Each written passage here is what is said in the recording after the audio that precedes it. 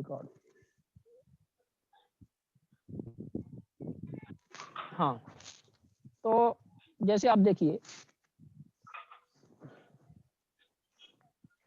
सूचना का अधिकार अधिनियम 2005 की धारा 19(1) के तहत प्रथम अपील, ठीक है, मतलब प्रथम अपील का कॉन्सेप्ट आरटीआई एक्ट में कहाँ पे है, धारा 19(1) में है। तो जैसे आप प्रथम आवेदन बनाते हैं, धारा 6(1) के तहत आवेदन देते हैं, लिख देते हैं कि धारा 6(1) के तहत आवेदन पत्र।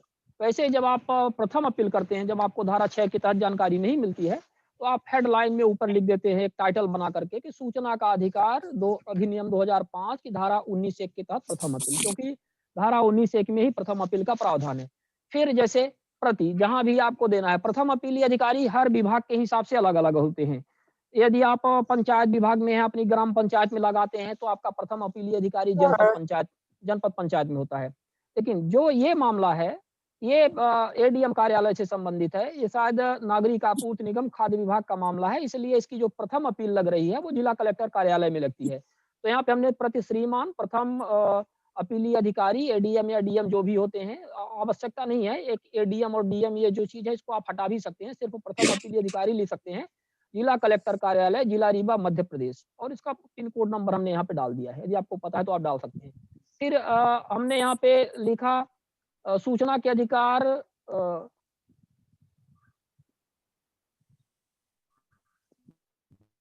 हाँ, सूचना के अधिकार अधिनियम की धारा 6(1) 6(3) के तहत प्रस्तुत आवेदन पत्र पर जानकारी नहीं मिलने पर धारा 19(1) के तहत प्रथम अपीलीय आवेदन, ठीक है, एक सामान्य सी प्रक्रिया है, विषय में आप लिख देते हैं। फिर महोदय, कृपया निम्न जानकारी सूचना के अधिकार अधिनियम 2005 की धारा 6(1) 6(3) के तहत 2 बार हो गया है, चाहिए गई है, लेकिन समय सीमा व्यतीत होने के बाद भी प्राप्त नहीं हो सकी है, अतः व्यतीत होकर लोक सूचना अधिकारी तथा डीम्ड पीआईओ के द्वारा असहयोगात्मक, यहाँ थोड़ा सा प्रिंटिंग मिस्टेक हो गया है, असद्भावपूर्ण व्यवहार, मतलब असहयोगात्मक साथ में होना चाहिए, असद्भावपूर्ण व्यवहार किए जाने के चलते आरटीआई कानून की धारा 19(1) के तहत प्रथम अपील आवेदन प्रस्तुत 2 बार प्रस्तुत भी हो गया है, की जा रही है, ठीक है, ये चीज अब आप अपने उसमें सुधार लीजिएगा।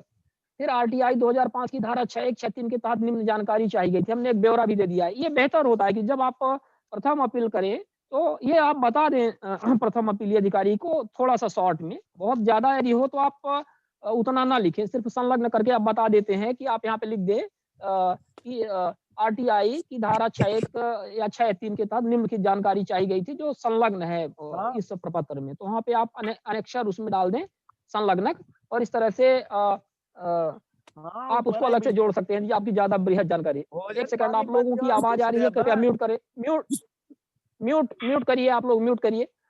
तो जैसे हमारे इसमें सिर्फ 3 बिंदुओं की जानकारी थी, इसलिए मैंने इसमें स्पष्ट तौर पे लिख दिया। एक त्योथर मागी खरीदी केंद्र का मामला था, जहां किसानों की लगभग 30,000 कुंटल से अधिक की धान लुटवा दी गई थी, और सब ने मिलकर के बंदर बाट कर लिया, नागरिक आपूर्ति निगम, खाद्य विभाग और जो अन्य सहकारिता विभाग सब मिल करके है, क्योंकि इतनी ज्यादा मात्रा में धान एक जगह से उठ जाए और किसी को पता न चले, ये बहुत बड़ी बात है। तो हमने बारदाना की जानकारी चाहिए थी, तो आप देख सकते हैं कि 3 बिंदुओं की मैंने बारदाना की जानकारी इनसे चाहिए थी। फिर हमने धारा 19(1) के तहत इसकी जब प्रथम अपील की, तो उसका आधार हमने ये बताया कि 30 दिन की समय सीमा के बाद भी जानकारी नहीं मिलने पर मेरे द्वारा प्रथम अपील आपके कलेक्टर कार्यालय रीवा में आज दिनांक को प्रस्तुत की जा रही है, जिसके विषय में अवलोकन करने का कष्ट करें, और चाहिए गई वांछित जानकारी आरटीआई कानून 2005 की धारा 7(6) के तहत निःशुल्क।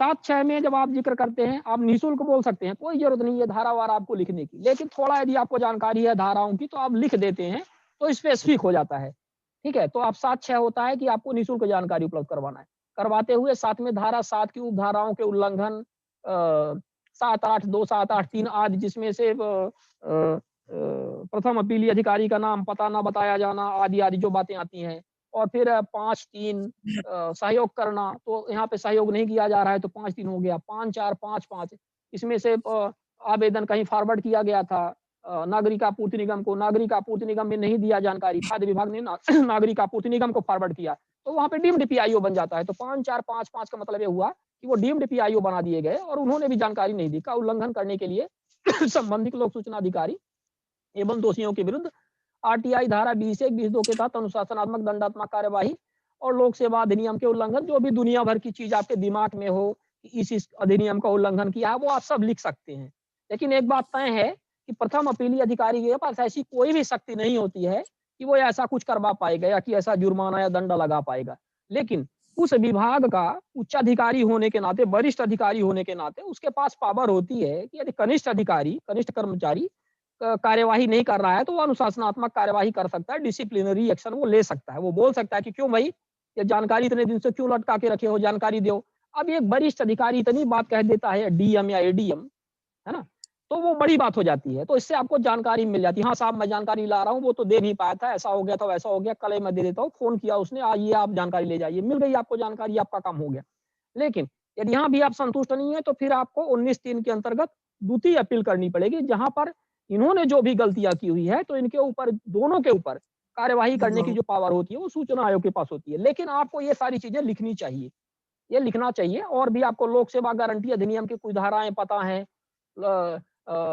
सेवा शर्तों का इन्होंने पालन नहीं किया, वो सब लिख सकते हैं, ठीक है? कृपया उक्त समस्त जानकारी सूचना के अधिकार की समय सीमा हो गया, जो भी उसकी समय सीमा होती है, उसके अंतर्गत फिर हमने संलग्न कर दिया। रुपए 50 का साइबर रेवेन्यू से लिया गया चालान संलग्न है। स्टाम्प और आईपीओ के लिए प्रयास किया गया, परंतु अच्छा, स्टाम्प और आईपीओ के लिए प्रयास किया गया, पर लॉकडाउन के उपलब्ध होने के कारण माननीय सूचना आयुक्त श्री राहुल सिंह जी द्वारा आदेशित चालान संलग्न है। यहाँ पे हमने ये लिखा कि भाई लॉकडाउन के टाइम पे हमें ये नहीं मिला, उसे हमें लिखने की कोई ज़रूरत नहीं है। हम साइबर रेवेन्यू लिख सकते हैं, लेकिन हमने यहाँ पे रेफरेंस दे दिया, आप देख रहे हैं कि माननीय सूचना आयुक्त राहुल सिंह जी के द्वारा आदेशित चालान। देखिए, आपको पता है कि साइबर ट्रेजरी का जो चालान है, वो इसके पहले काम नहीं करता था एमपी में। उनका एक आदेश आया था रतहारा तालाब बस्ती विस्थापन का जो मामला था, जिसमें गरीबों को जबरन विस्थापित कर दिया था लॉकडाउन के टाइम पे, वहाँ पे हमने एक आरटीआई लगाई थी। अब सवाल यह था कि लॉकडाउन की स्थिति में कैसे फास्ट से फास्ट तौर पर हम आरटीआई आवेदन एक कार्यालय को दे पाएँ। तो फिर हमने व्हाट्सएप और ईमेल का सहारा लिया था और उसके माध्यम से जानकारी भेजी थी। वहाँ पे परेशानी ये आ गई कि अब इसको फ़ी कैसे पे किया जाए? तो फ़ी पे कैसे किया जाए, तो वो एक समस्या थी। तो वहाँ पे उन्होंने आदेश दिया कि मध्य प्रदेश में भी साइबर ट्रेजरी रेवेन्यू के माध्यम से जो आरटीआई का हेड है 00700 समथिंग करके 1033 आरटीआई करके जो हेड रहता है, वहाँ से आप इसको पे कर सकते हैं, ठीक है? तो वो यहाँ पर हमने किया। ये 7 सितंबर का मामला था, सिग्नेचर हमने डिजिटल अपना डाल दिया इस तरह से लेकर के, और अपना जो भी रहता पता इसमें हमने लिख दिया। तो ये इस तरह से होता है। तो इसको आप हमेशा ही, इसका लाइव है तो कभी भी आप इसको देख सकते हैं। बड़े अक्षरों में भी है, आप यहाँ भी देख रहे हैं। तो एक सामान्य स्टैंडर्ड होता है। पर अब कोई भी विभाग के यदि ऐसा है, आपका आरटीआई का प्रथम अपील करना है, तो सिर्फ यहाँ पे प्रथम अपीली अधिकारी का आपको नाम लिखना है, उस कार्यालय का नाम लिख देना है और अपना थोड़ा-सा डिस्क्रिप्शन दे देना है कि आपने कब कब ये धारा 6 के तहत आवेदन दिया था, उसका थोड़ा डिस्क्रिप्शन दे दें। आपके साथ क्या-क्या गुज़री है, कैसे उन्होंने जानकारी छुपाई है, नहीं दी है, गुमराह किया है, उसका हवाला दे करके आपको प्रथम अपील का आधार बता देना है और आपको बस ये कर देना है। और इसमें अच्छा, इसमें संलग्न के तौर पे एक चीज़ और भी करना है, अ, बेसिकली संलग्न इसमें एक और भी करना, शायद मैंने लिखना भूल गया था, या कि आपको धारा 6 के तहत जो आपने आवेदन दिया था, प्रथम आवेदन, उसके साथ जो ₹10 का चालान या पोस्टल ऑर्डर जो भी है, और धारा 6(1) का जो आवेदन है, वो सारी चीज़ें भी आप इसमें संलग्न कर दीजिए। फ़ोटोकॉपी उसमें आपको लगाना अनिवार्य होता है, ध्यान रखिएगा, वो चीज़ आप मत भूलिएगा। तो इसका ये प्रोसेस है। आप इसको यहाँ पर अब वो करते हैं, और 1 सेकंड में ये ज़रा ज़रा ट्राई करता हूँ कि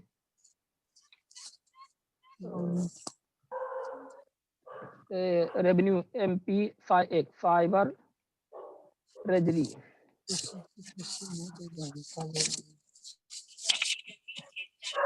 साइबर ट्रेजरी एमपी का ये MP cyber treasury, MP treasury online. हाँ, साइबर ट्रेजरी आप ये देख पा रहे हैं। साइबर ट्रेजरी पे जब आप जाएँगे तो कहाँ से भरना है, इसको भी मैं थोड़ा-सा आपको बता देता हूँ, है ना? ये यहाँ पे रेवेन्यू है ना, रेवेन्यू टैब आ रहा है। इस रेवेन्यू टैब को आपको क्लिक करना पड़ेगा। इस रेवेन्यू टैब पे आप जाइए, क्लिक करिए, और जब आपने क्लिक किया तो इसका आपका ये इसका आ गया है आपका। आप इसको देख सकते हैं। तो ई चालान कैसे आपको बनाना है, यहाँ से आप जाकर के एमपी के परिप्रेक्ष्य में आप ई चालान अपना बना सकते हैं। तो इस बात को आप थोड़ा-सा ध्यान दें और ऑफिस बना सकते हैं यहाँ से पूरा डिटेल आप डाल सकते हैं। सर ऑफिस चलिए प्रथम अपीली अधिकारी का नाम डालना है। कहाँ पर? यहाँ ये ऑफिस नेम लिखा है। कहाँ पर? नहीं, ऑफिस नेम में आपको प्रथम अपीली अधिकारी का नहीं, उस ऑफिस का नाम कौन-सा ऑफिस, जैसे पंचायत विभाग है ना, तो यहाँ पे पंचायत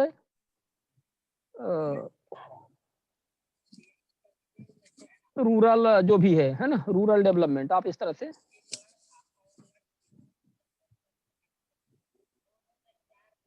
डेवलपमेंट आप इसमें से डाल दीजिए और यहाँ पे आप एओ लिख दीजिए, अकाउंट ऑफिसर है ना, पंचायत रूरल डेवलपमेंट डिपार्टमेंट।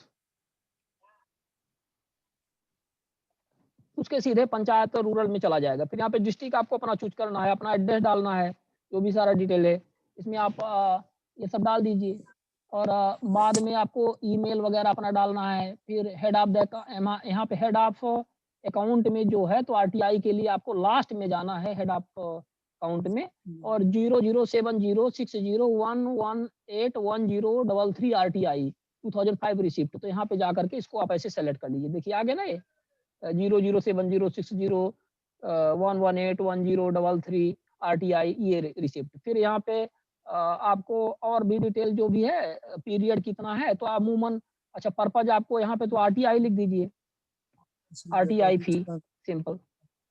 और पीरियड में आप यहाँ पे जाकर के पीरियड जैसे आज 19 है तो 19 आप सेलेक्ट कर लिए और 6 महीने आगे की डेट आप ले लीजिए इस तरह से नवंबर दिसंबर 3 महीने मतलब ताकि एक्सपायर ना हो कुल मिला के कोई भी एक डेट जैसे 21 एक हमने ले लिया। फिर अमाउंट कितना है तो यहाँ पे 10 रुपए 100 रुपए जितना भी अमाउंट है तो आप डाल दीजिए। जैसे 10 रुपए का हमें डालना है तो 10 रुपए डाल दिया।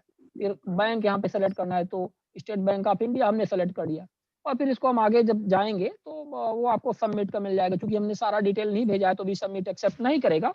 और जब आप सारा डिटेल डाल देंगे तो आप सबमिट में जाएंगे आगे इसका हो जाएगा। क्या तो इस होता तरह है से ये पूरी प्रोसेस पेमेंट करने की बात आती है तो मैं ऑनलाइन ट्रांजैक्शन में कार्ड का ट्रांजैक्शन नहीं लेता है। नहीं लेता है कार्ड का ट्रांजैक्शन डेबिट कार्ड का लेता है। आप मतलब एसबीआई कौन सा डेबिट कार्ड आप उसमें यूज कर उसमें सिर्फ एसबीआई डेबिट कार्ड का लेता है। हमने ये देखा है कि अन्य डेबिट कार्ड का नहीं लेता है। तो एसबीआई डेबिट कार्ड के माध्यम से भरिए या कि नेट बैंकिंग के द्वारा करिए तो ज्यादा बेहतर रहेगा। हाँ नेट बैंकिंग के द्वारा कर दीजिए। नेट बैंकिंग की भी फैसिलिटी तो आजकल सबके पास रहती है। नहीं एसबीआई का किसी फ्रेंड से अपना मित्र से लेकर के एसबीआई का डेबिट कार्ड है तो उसके माध्यम से आप कर दीजिए। हमारे एसबीआई का हमने भी देखा है कि अन्य बैंक में एक्सेप्ट नहीं करता है, प्रॉब्लम रहती है। तो एक प्रॉब्लम का विषय है खैर ये।